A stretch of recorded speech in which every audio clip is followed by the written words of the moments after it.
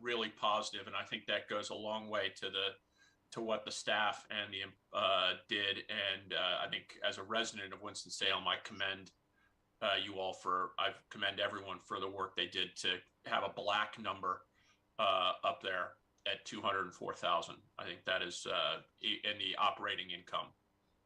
So correct, Dewey? That's 204 is a positive operating income for the. Yes, sir. That is correct. That's fantastic. So I want to commend everybody.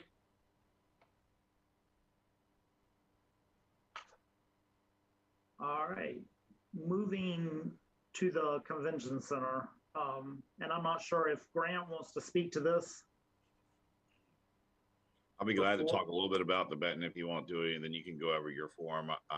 Your form is a little different than what we go by here. So in the second quarter, we did start tracking revenue for Benton South. As of you know, that's the new space that was renovated and finished in October. So we are starting to track that revenue with city staff, and we've hit about $47,000 in revenue from October through December, and the new space. The first of the year has not gone so well in that space, but obviously, as you know, things were in a booking window, and it was in such a bad shape that people weren't booking that space. So it's going to take a little bit of time to ramp that revenue back up. But just for your general information there, if you look at just the second quarter revenue, we came in $223,000 above budget just for the second quarter. If you go down to the house profit line, we brought most of that all the way back down to the profit line, and we were ahead of budget by $200,000 and our GOP line there. So, a lot of that has to do with we still didn't bring some staffing back and things like that, but we were very pleased with the second quarter being up $223,000. If you look at where we are through 6 months, we're up $312,000 in revenue, and we're up $364,000 to our budget and a GOP. So we're really pleased with the first 6 months. Obviously the second 6 months are going to be crucial. January and February, like I said, are not our best months, but March seems to be going to bail us out in the third quarter. So I'll be glad to answer any questions about how things are going here at the center. Through the second quarter, we did replace the carpet, which we spoke about last meeting. But other than that, things seem to be going pretty well. Any questions for me on operations of the Benton Convention Center?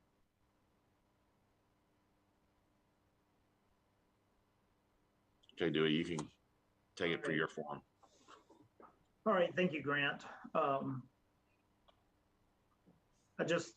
Grant alluded to this, but there's a note at the bottom that says operating income includes combined operating revenues and expenditures for the Benton and the Benton South, which is what he talked about. If you can go up there, you can see the loss is $242,000. The net operating loss is $242,000 greater than it was in 2019. But again, when you compare it to the projected loss in the budget of $560,000, that's the $200,000 to the good that he pointed out. And again, under the non-operating revenues and expenses, you see that we have several things that we have not had previously. We have a management fee and a miscellaneous contract expenses, which we've not included before. So I'm just pointing those out. Those expenses show that we're up $104,000 from 2019, or a 72% increase. And again, you can see the amount that the general fund supported, $345,000 over that same time period. Does anybody have any questions? I thought a note that I also had here is I just want to remind you that in 2019, when things were looking so good, they were still getting the bounce from the renovations that had been done, which, operations. They're still battling the pandemic. People are still not totally back as they were prior to that. So I just wanted to note that also. To Dewey's point, 2019 was one of our best years. So we were on pace to hit $5 million in revenue before the pandemic hit in 2020. Right. Okay, moving to Bowman Gray. You can see that the operating revenues decreased 22,000 or 12% from 2019. Total operating expenditures increased 43,000 from 2019. And that gives us a bigger loss of 65,000, net operating loss of 65,000, which is a 52% increase in the loss. And again, you can see at the bottom, we have a transfer in that we did not have in 2019. And it shows, again, even with that, we have an increased loss of 22,000 or 16% increase in the loss. Are there any questions? Dewey, Robert, can we speak to some of the one-time expenses we incurred that would show that our operating expenditures were up compared to 2019? Yeah, I can just jump in real quick. I know one of the big ones that jump out that when we reviewed last week was Ronaldo Electric came out, and typically every season we kind of go through the parking lots in the stadium and go through all the lights that were out. Well, because of COVID and the year out in 2021 where we didn't have really any activity, we lost a lot of lighting and electrical issues arose. So the big chunk of that contractual services was part of our Ronaldo. I think about over $20,000 was Ronaldo Electric. So I think there's a piece there, and it's possible there was some fiber that we ran kind of outside of the project that might be showing up in there. So those are a couple items that kind of jump out that are new. And then there was some extra cleaning that we did to get ready. So, I mean, just some extra items from comparing 2019 to 2021 at Bowman Gray.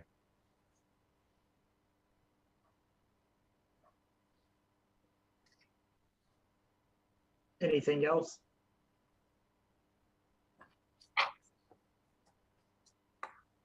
All right. Thank you, Dewey, for those reports. We will move on to our staff updates. Bowman Gray. So Robert and I'll tag team this, but wanted to let everybody know, I think we shared this with you all last month, that the project is completed. We were very fortunate to have mild weather in November, and the contractor was able to get in there and finish the last phase of the project, which is resurface the racetrack. So other than maybe for some punch list type items, the project is completed. So we're very pleased with the outcome. It came in right at budget at the guaranteed maximum price. So within budget and on time or even ahead of time. So we're very pleased about that. We actually had an opportunity to show it off to a group from the North Carolina City County Managers Association here earlier this month. So we're excited. One thing I did want to share, though, along the lines of Bowman Gray, that the state budget includes what are called state motorsports relief funds that we are planning to submit an application for. The deadline is actually the 26th of this month, so we're working quickly to try and to get the application pulled together. But this basically the pot of money that the state's made available is divided across 3 categories of racing venues. There are direct allocations to Charlotte, Wilkesboro, North Wilkesboro, and Rockingham. And then there's a pot of money, I believe $5 million for what are called sanctioned venues. And these are venues that actually are sanctioned by NASCAR or the NHRA, or that they've actually hosted a NASCAR Cup Series race, I think, since 1996. And then you got a pot of money for small racing venues. We're going to be applying under the sanctioned venue category because because the weekly series is a NASCAR sanctioned series. And so we've got a number of needs that we are documenting. We're working closely with the Winston-Salem Speedway Inc. management team on identifying that. And just to give you an example, I think we're looking at some additional work on the east parking lot, which is on the, there beside Martin Luther King Jr. Drive, to try to really maximize that footprint for parking. So it could be installing parking stops and clearing out some vegetation and really trying to expand the use of that area. Also, some investment in lighting for Forest Park, which is located south of the stadium, which is now going to be an overflow area for us this coming season and into the future. Looking at other improvements like upgrades to the ticket booths, installing HVAC, so there's air conditioning during the racing season and heat during football season. Putting permanent coverings over the two hospitality areas on either side of the west press box. Installing some lighting in the stadium stock pit, which is just north of the stadium there. So it's the new parking area up there. Installing some channels and dedicated fiber for racing so that they can, I think, eventually get to doing more, electronic ticketing and help with their video streaming and communications. Replacing the flag stand, doing some guardrail repairs. So just a variety of things that will, repairs that we just weren't able to do during COVID, hopefully enhancing the fan experience and even improving race operations. And so we're hopeful that we'll be successful in getting some of that money. The thought is $5 million. The thing is, there might be 10 sanctioned venues in the state, so it could be, $500,000 that we're looking at, but we don't know the exact amount for sure.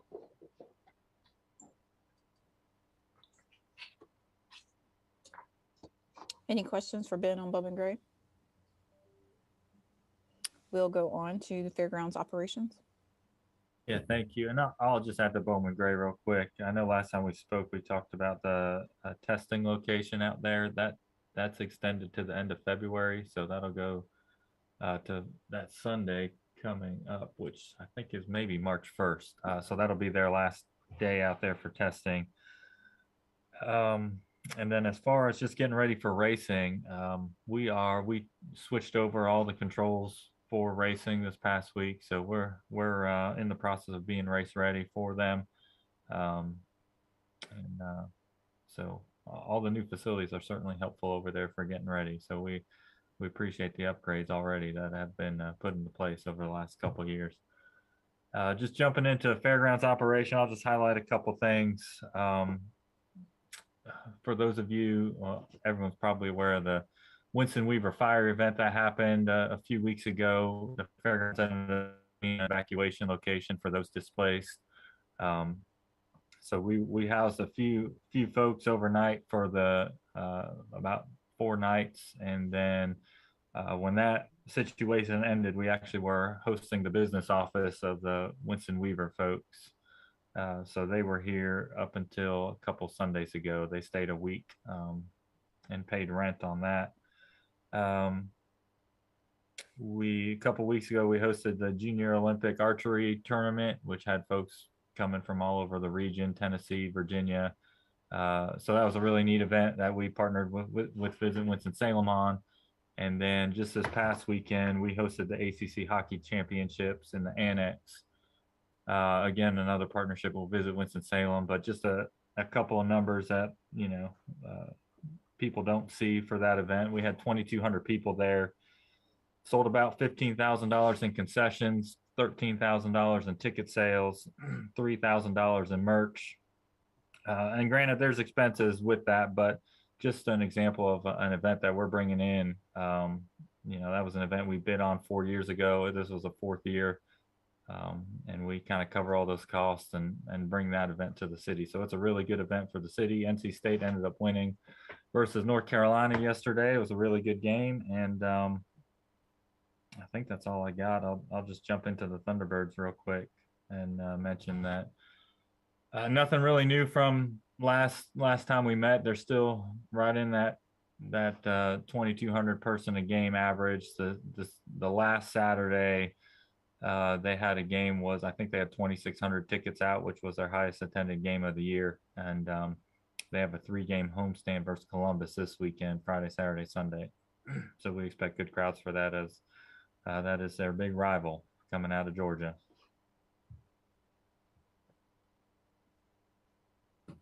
All right. Well, thank you, Robert, for that. We'll head on over to the Carolina Classic Fair.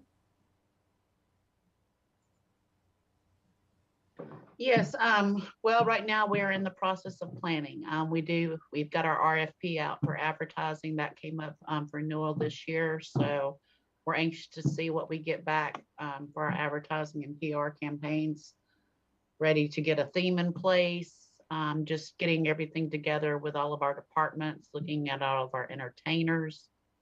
Lots of communication going on right now.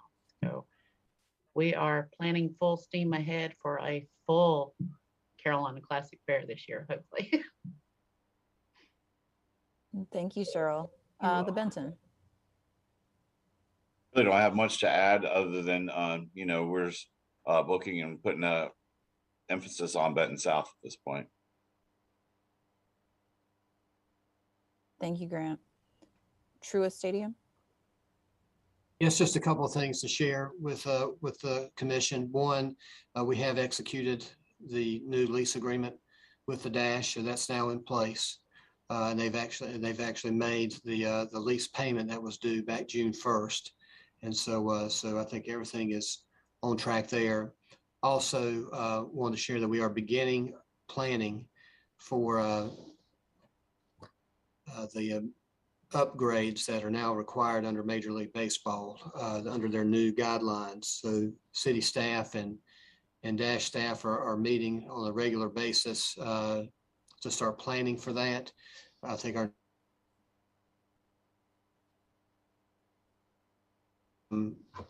pre-planning conceptual work on what would need to be done, and then also develop some cost estimates, so that down the road, city staff will be able to go to council and make the request for the funding to do the actual facility upgrades.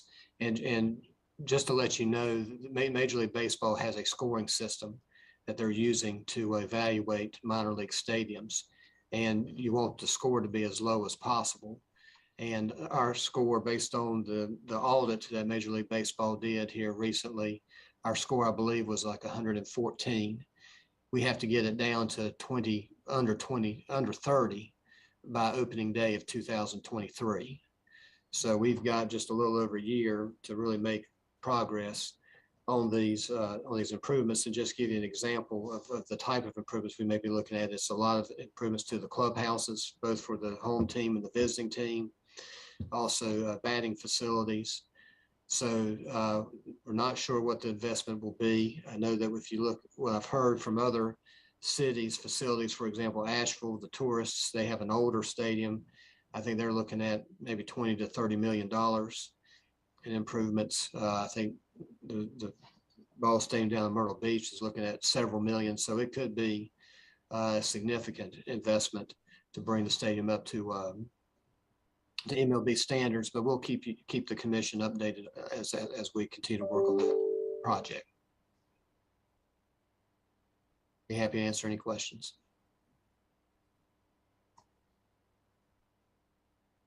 All right, thank you, Ben. Commissioners, are there any questions for city staff?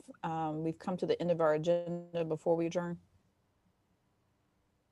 All right, if there be no questions, thank you all for our city staff for all your updates today. We really appreciate the reports and keeping us informed of all that's going on. Our next meeting is going to be March 21st. And of course, we'll get information about that as we approach that date. Thank you everyone for your time, and we are adjourned. Thank you. Bye-bye.